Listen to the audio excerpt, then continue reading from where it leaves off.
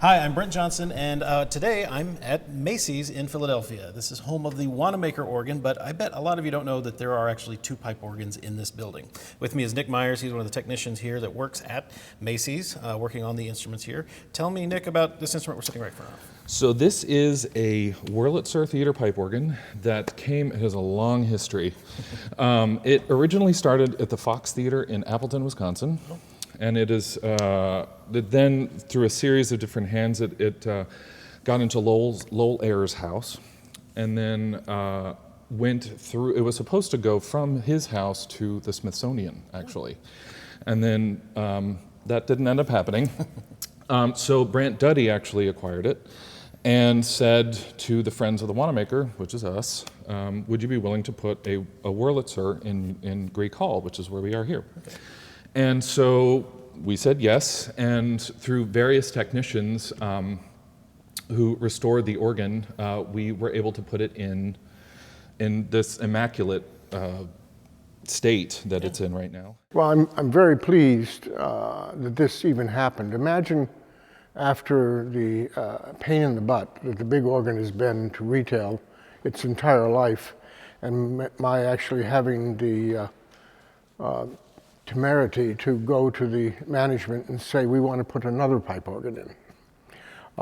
Luckily, I had a phenomenal manager of the facility at that time, and I explained that it was going to be in Greek Hall and it was going to be used for silent movies, its history, etc. It was supposed to go to the Smithsonian, and that deal fell through. They approached my good friend Brent Duddy to dispose of the instrument, and I couldn't say no to not having it here because it's a very fine Wurlitzer. It's not one of the giant ones like I took care of at Shays Buffalo and some of the other big facilities, but it is the meat and potatoes of their industry. This is what all of the medium and smaller theater organs were, and this is a perfect size room with a good acoustic for the instrument. And so they gave us permission. We got grant money from our good friend Fred Haas to do the restoration, and we're very proud of it. A lot of people, a lot of the artists that have been here consider it the nicest small instrument in the country, which is a lovely thing to have. Now, this is a sort of a private space for the store. This is not a public area where people can come and hear the organ unless they're invited and taking it. So for a while, actually, this was a storage room, believe it or not. I mean, you can see how beautiful this room is. It's beautiful, but it is also kind of still a storage room. Since COVID, we actually stopped using it, or we actually did for a period of time, did do silent movies in here, and we also used it when we did Wanamaker Organ Day. We used the Wurlitzer as like a lunchtime kind of show, or we did some silent movies during that as well. Okay, so perhaps some future events will be coming up where anyone can come in and hear this wonderful instrument. So this is the second Wurlitzer organ we've seen. The first was the very large 4-manual Wurlitzer organ in the Fox Theater that Stephen Ball demonstrated for us. And he told us a lot about what makes theater organs different from classical church organs. But this one is much smaller. How many ranks do we have? So this is only 8 ranks. It's a style what Wurlitzer had like a catalog of organs that they sold, and these were the workhorses. This is a style 190, and there were, of all the Wurlitzer organs that were made, these were the little two manual organs in the little movie houses throughout the country. These were a great representation of that. So 2 manuals. We got a solo and accompaniment and then pedal. Tell me what ranks we have in which chambers. So basically, we have one big chamber, and sometimes they would be divided. So we have 8 ranks in the organ. They're heavily unified, as Hope Jones designed. First off is the Diaphonic Diabasin in this.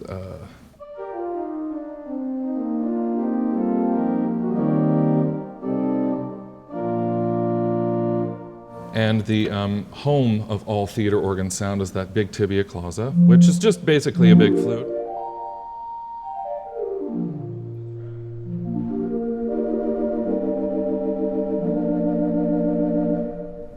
And then we have I think one of my favorite clarinets I think I've ever heard.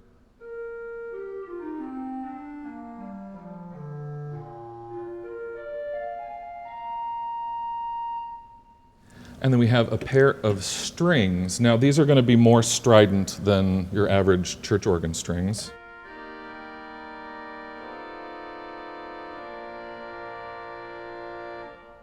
And then the Celeste with that.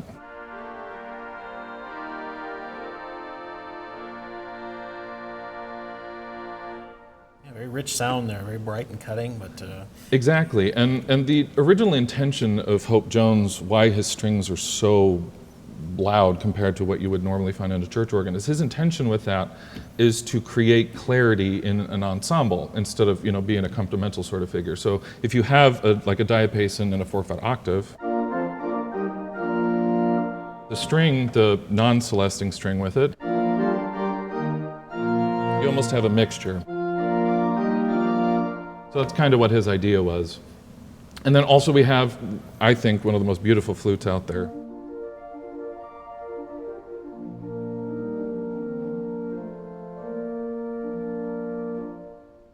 And then a Vox Humana, because you obviously have to have one of those with the wiggler on.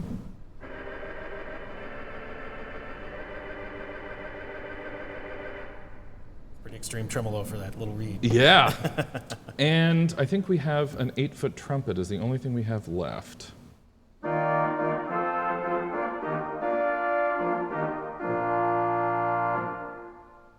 So just those stops, and of course they're borrowed at 8/4, 2 2/3, 2, even 1 3/5 across both the accompaniment and the solo division. So you mix and match those various colors, and of course we have 16-foot diapason and Borden as well. Those go all the way down for your pedal. Yeah. So you have your 8-foot flute, which was what we went through earlier, available in the pedal. Same stop. And then you can go down. And the diapason also does the same thing. The bottom octave of the bottom 12 notes are what's called a diaphone, and that was another Hope Jones invention that I know you talked about at the Fox.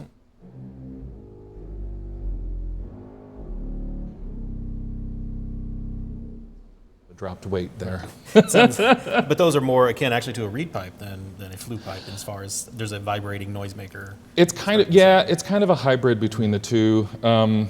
It's its own kind of thing, but yeah, there is a beater inside of the pipe with a weight on it that creates a popping sort of sensation. Well, those are the ranks we have. Now, of course, this is a theater organ, so it's got lots of things that a church organ wouldn't have, namely some percussion and sound effects. What sort of percussions do we have in this instrument? Yeah, so we have a few. We have a chrysoglot, which is silent on the solo today.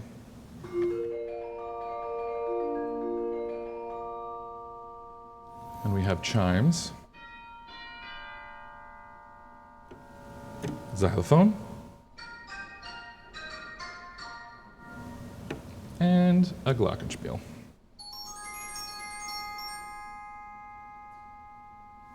And then we also have various, because again, these were made to play silent films, so there's tons of sound effects, which we still have on this Wurlitzer.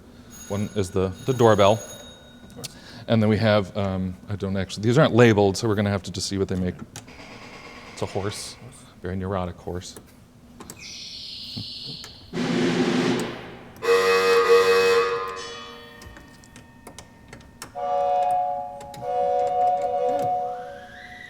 It's a little windy today. But yeah, that's basically everything you need to make for your own sound effects division. Exactly. And if you can guess what they are, so maybe during the film, if a train runs by, a bird will chirp as well, just to give a realism. Wonderful. So what about the accompanimental percussions? Yeah, we also have untuned percussions. So we have a snare drum, a tambourine, castanets, a Chinese block,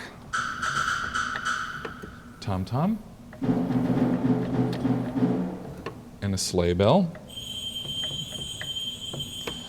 And then in the pedal, there's a bass drum, a kettle drum, which is just the bass drum rolled, which if you put with a 16-foot reed or a 16-foot diaphone, you can kind of get a timpani roll effect. Oh, yeah. There's a crash cymbal, and then a regular tap cymbal. Kind of a splash cymbal. Very nice. And because one other little function that theater organs have are the second touch. We have a few second touch stops on both. Yeah, it's basically just if you want to solo out something using the same using the same manual, you can do that as well. The trumpet, tibia, and then chimes and triangle are available in the accompaniment. Yep. And then the solo, we have the tibia and the trumpet. And a clarinet. So you can make those stick out over the rest of the accompaniment. Very nice. Well, like you said, this is a workhorse sort of instrument. It's got everything you need. It doesn't have lots of redundancies and duplications the way a big Fox Special would have, but it's still got a lot of the same sounds and qualities. So, well, Luke Staisiunas is here to give us a little music, so I think I'd like to hear him play. Yeah.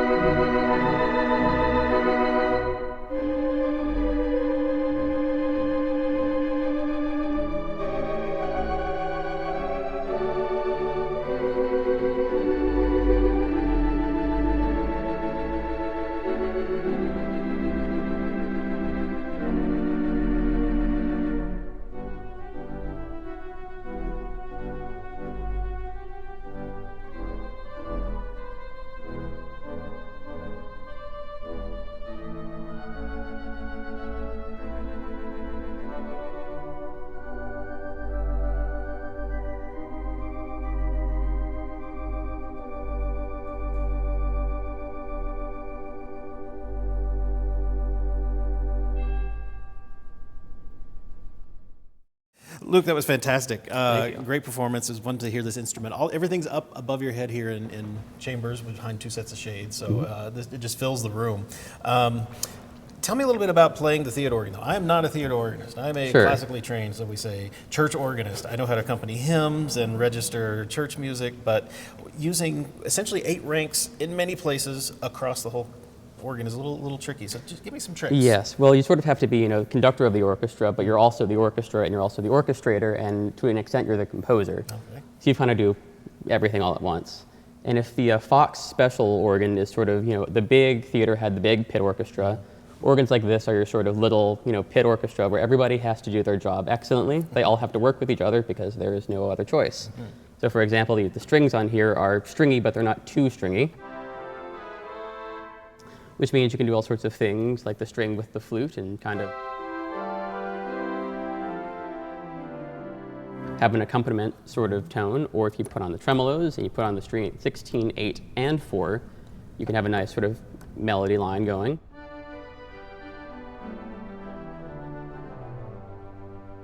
That string adds enough brightness to carry the melody through. Yes, because if you only have one violinist, you better make sure they're good. Same with the diapason. It's big, but it's not too big. So it works sort of both in the left hand as an accompaniment to, say, the trumpet.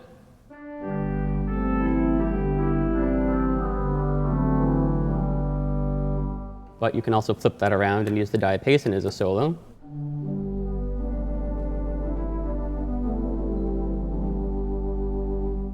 And if you put the diapason with the tibia, you have your French horn player.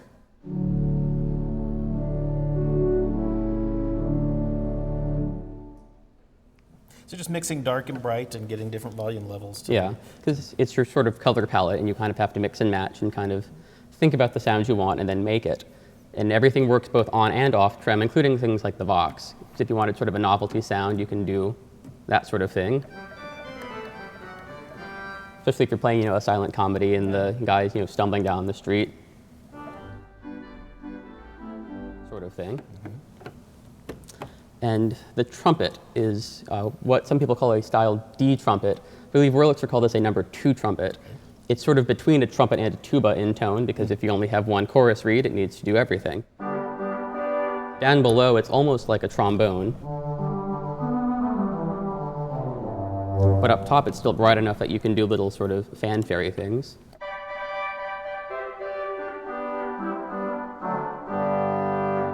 You can make it brighter by adding in upper notes or violin. Yes, you can brighter. violin at 4 foot and you get a nice bright.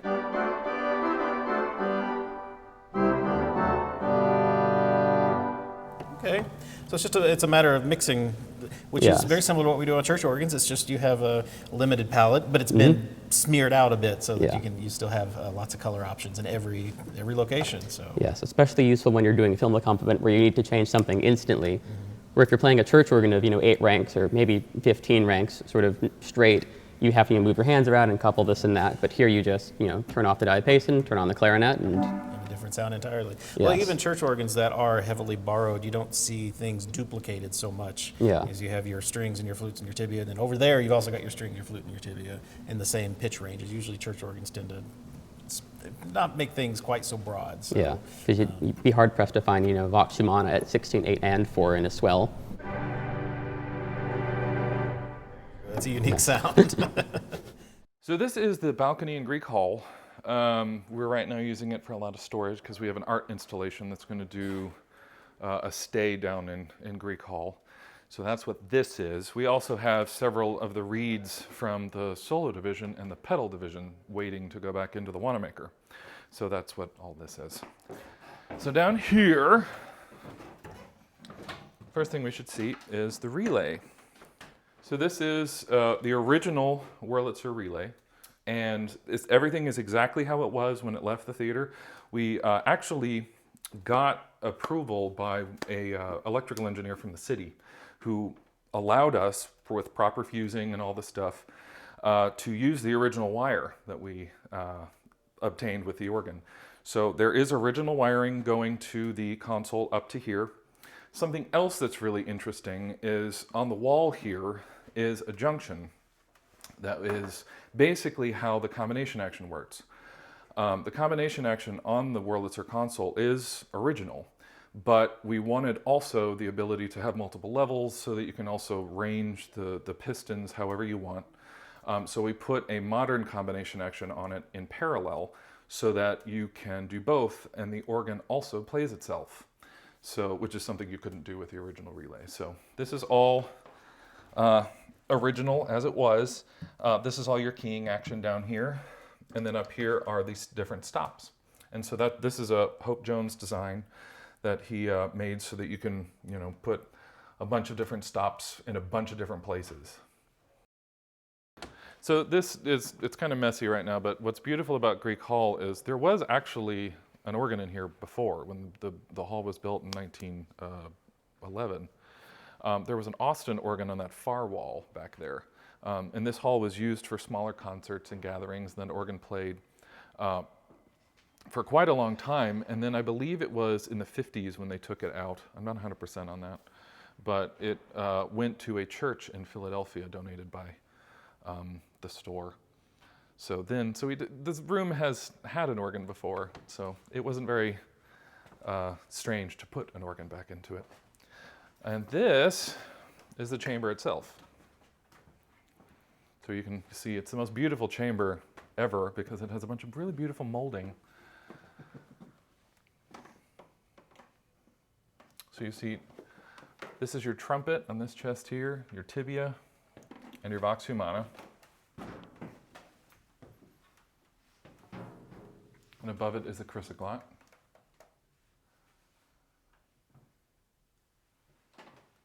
And then over here you have your main chest. This is your clarinet, your diapason, your strings, and then your flute is all the way at the front. And up top you have most of your untuned percussion. That's just one action. Your bass drum's up there, your cymbal crash is up there. And the rest of the tuned percussion, the untuned percussion, the traps, are in the back over here. So the diaphones are over there. Basically, is the beater in a box. It's the same action. I don't know if anybody knows what these are, but the foghorn is the exact same mechanism, but it's a lot lower pressure, obviously. So yeah, so the mechanism is in here, and the diaphone resonator just kind of sits on top of it. And it just gives a prompt response. So it's basically a diapason sound down at the bottom, so that when you play quick pedal lines, the response is a little quicker than if it would be a flue pipe.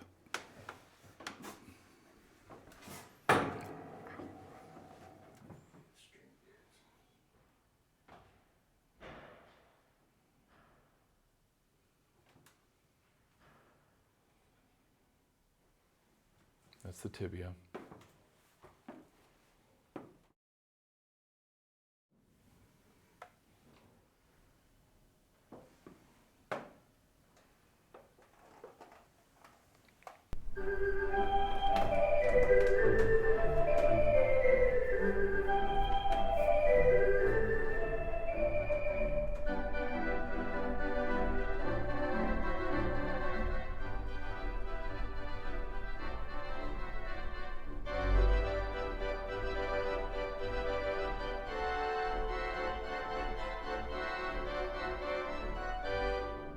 So, Nick and Luke, thank you for joining me here in our tight little console space at the Greek Hall at Macy's here in Philadelphia, home of the second organ and second biggest organ in this building. Yes. So I hope you've enjoyed the tour of this, and I hope someday there'll be some silent movies and public events going on, and we can get everybody up here again and hear this neat instrument, which I should say also has a lift that we can actually lift this thing up and back down into the pit. So wonderful to see this Wurlitzer restored and in such great condition. Thank you to you both for your time. And remember to subscribe to our channel because we still have more videos from Philadelphia coming out. There'll be another one next week, so please keep watching. And until then, you can always find streaming classical organ music on our 3 stations, OrganLive.com, Positively Baroque, and The Organ Experience. Until next time, I'm Brent Johnson. I'll talk to you soon.